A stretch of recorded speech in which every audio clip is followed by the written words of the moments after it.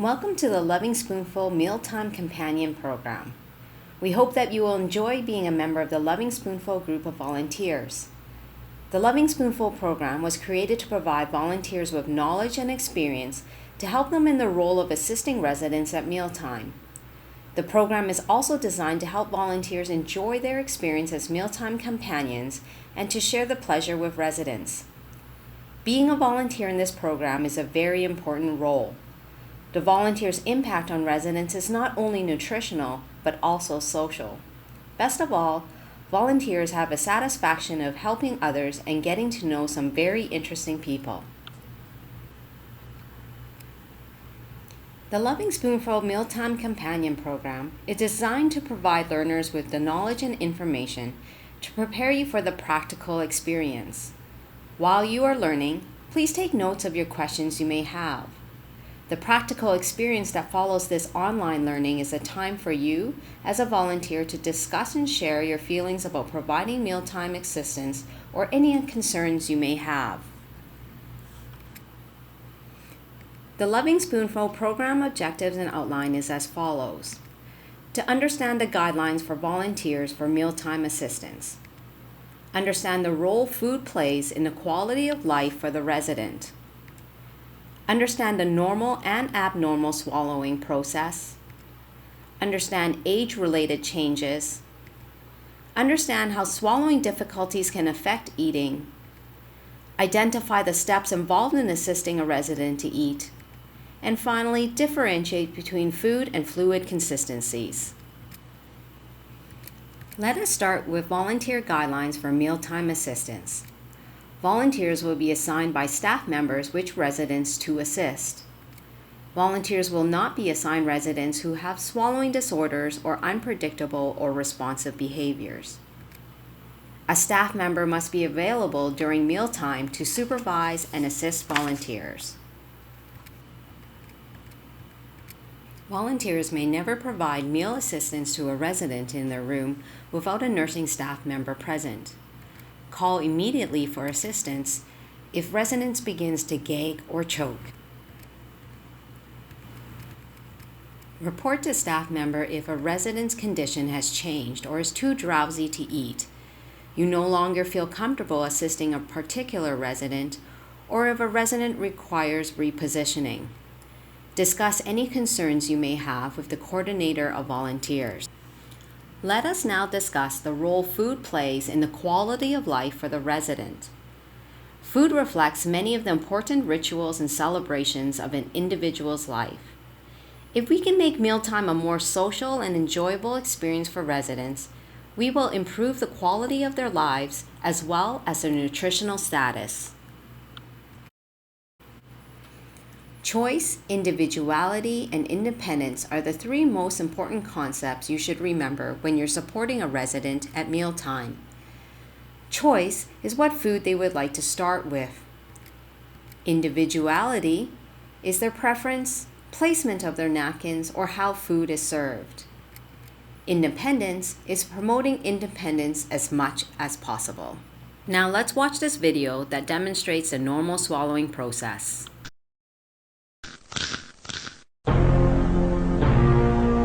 In this side view of the head, you can see the structures involved with the process of swallowing, such as the tongue, teeth, epiglottis, and esophagus.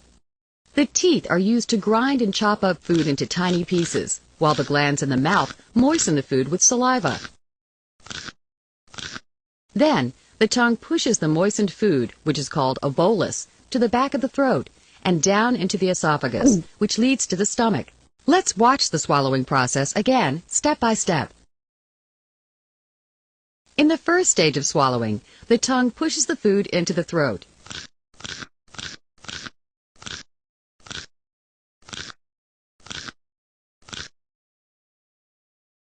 In the second stage of swallowing, an important small flap of tissue, called the epiglottis, folds over the voice box at the entrance to the windpipe, preventing food from going down the wrong way.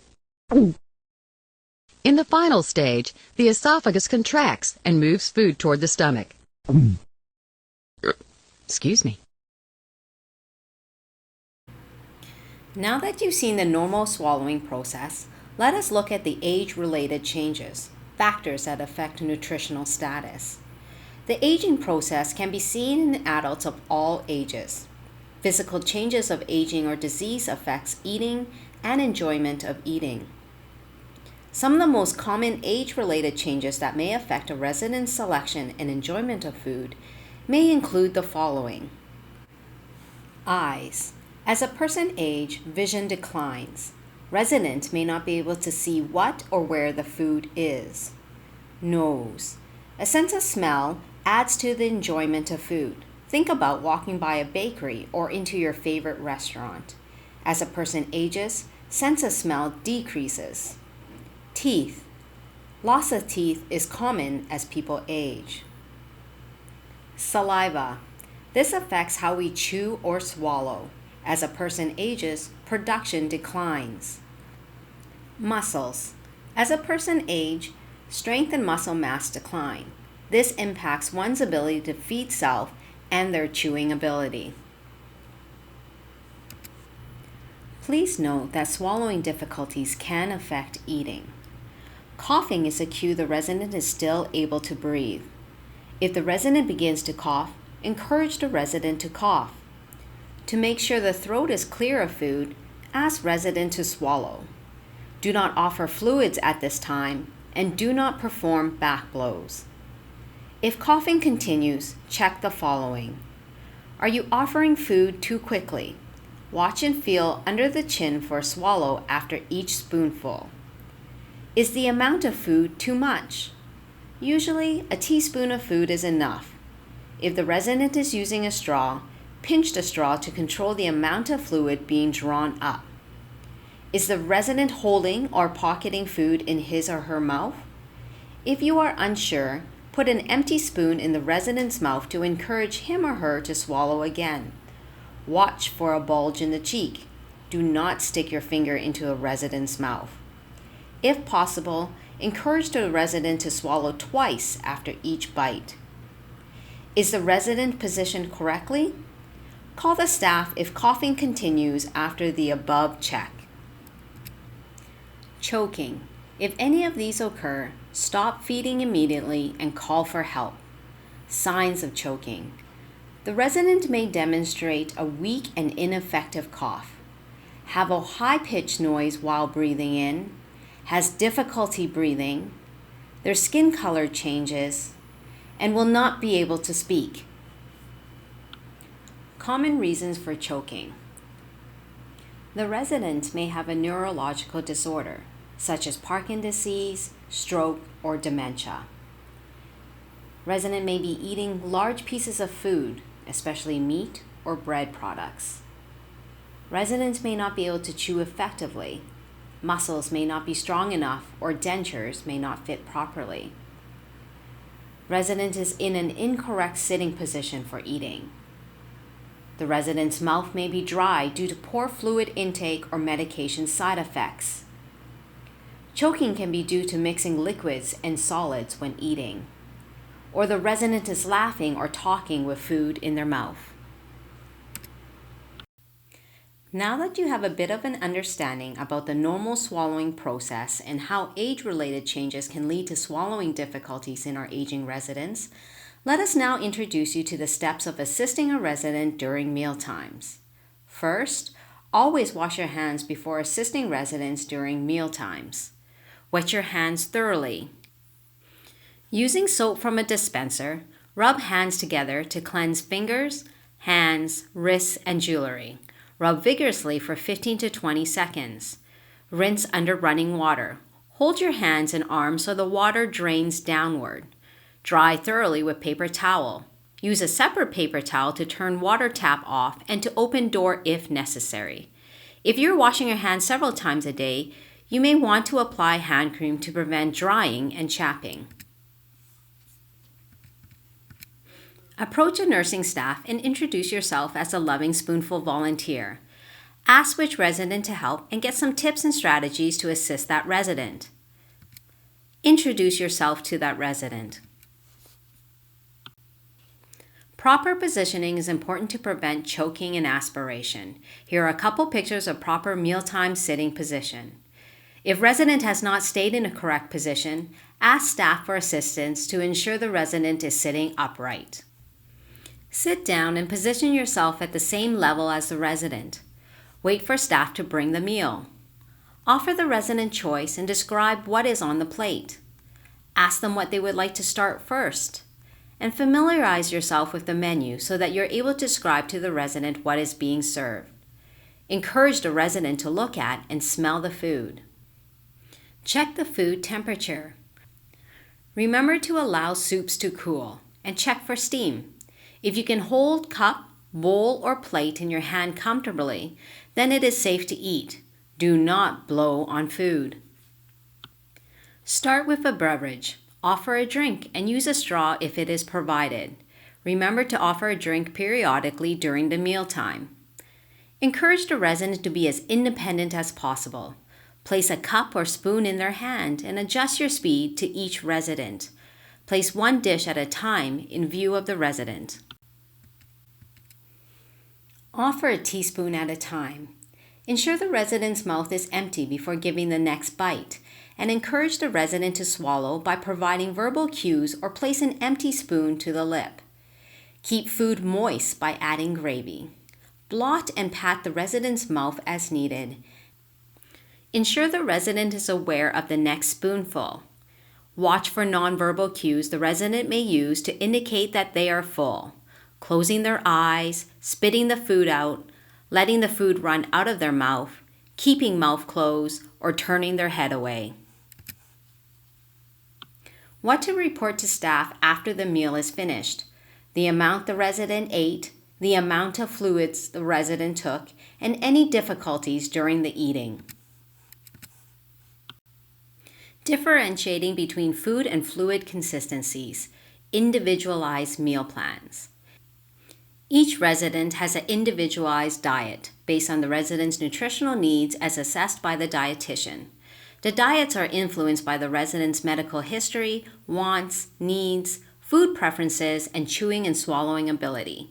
First, we will look at the 4 main consistencies of food: regular, dysphagia soft, minced, and pureed. Consistency or texture is determined by the way the food is managed in the mouth and by the way the food feels in the mouth. Think of the texture of applesauce and steak. Each food is managed in the mouth quite differently. Dysphagia soft. A dysphagia soft diet is needed for people who have trouble chewing or swallowing. A dysphagia soft means foods that are soft, moist, and can be mashed by a fork. Food that are not soft or moist enough may need to be diced, cut up, or minced. Foods that need to be cut up should be less than 1 centimeter or a sugar cube size. Minced. Cottage cheese and ground meat are naturally this texture. Other examples would be egg salad and tuna salad, or adding gravy to minced meat. On a minced diet, you may eat solid foods that are finely chopped, grated, ground, or mashed to a size that is less than half a centimeter. We tend to use gravies and sauces to moisten minced items. This can also help add extra calories. Pureed. Pureed foods are soft, moist, and smooth. They have the look and texture of pudding or mousse, and they hold together. Pureed food should not be lumpy, thin, or runny. Be certain not to mix foods together, as we want individuals to have the opportunity to experience each different flavor. Just like food consistencies, there are 4 types of fluid consistencies. Most of our residents enjoy regular thin fluids, such as coffee, tea, water, and juice. In some cases, thickened fluids are used to help individuals who have a delay or have difficulties in swallowing. Thickened fluids decrease the speed of fluids going down and allow the resident to prepare for a swallow. Nectar thick. Fluid runs freely off the spoon but leaves a thin coating on the spoon. Soup can be blended in a blender so an individual can benefit from the nutrients in the soup, but in a form that is easier to swallow.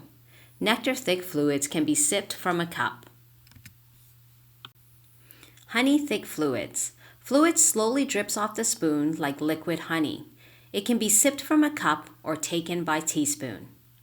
Pudding thick fluids are extremely thick. Fluid sits on a spoon and does not flow off. Fluid should be as thick as pudding and can be taken by teaspoon only, as it should not be thin enough to sip from a cup. Other considerations. Some thick fluids can get thinner or separate as it stands at room temperature. Be sure to stir a thickened beverage to ensure proper consistency before offering it to an individual. Thank you for your dedication and time in supporting our residents by being a Loving Spoonful Mealtime companion. Contact your coordinator volunteers for your mealtime practical exercise. If you have questions, please contact your coordinator volunteers or ask the occupational therapist or registered dietitian during your practical exercise. Once again, thank you.